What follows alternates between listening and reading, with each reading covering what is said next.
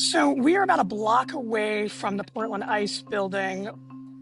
Over my shoulder, you can see an encampment where protesters have been occupying just a spot on the sidewalk. Today, there have been maybe 24 people, protesters, who come out here, they say, to provide moral support to people being processed in this facility and to bear witness to what the federal government is doing. These protests are really contained to about a 1 block radius. It is a very isolated part of town.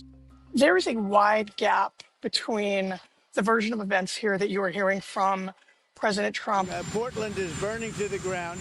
It's insurrectionists all over the place. The place is burning down, and they pretend like there's nothing happening. What the city and state, including Portland prosecutors and police, say is these are very peaceful, very small protests, and that the city, which has a long tradition of political dissent, knows how to control crowds.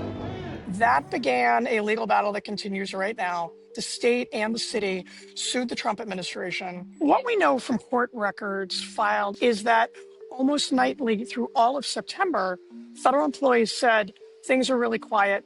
We don't need your help. According to Portland police, federal employees they talk to use phrases like very low energy, there's nothing going on, the crowd is very small. That was in the days just before President Trump posted on True Social that he wanted to send the military into Portland.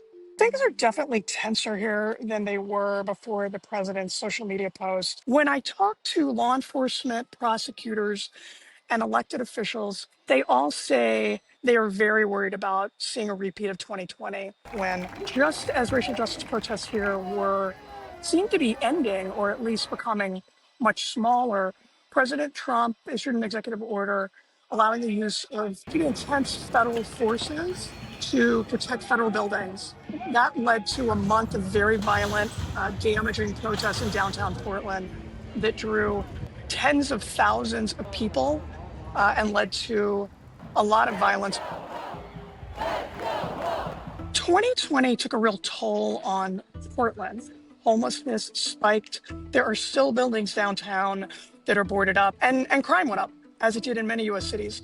What you hear from city and state leaders now, including in law enforcement, is things are getting better. At the same time, they all acknowledge this is a city that has problems.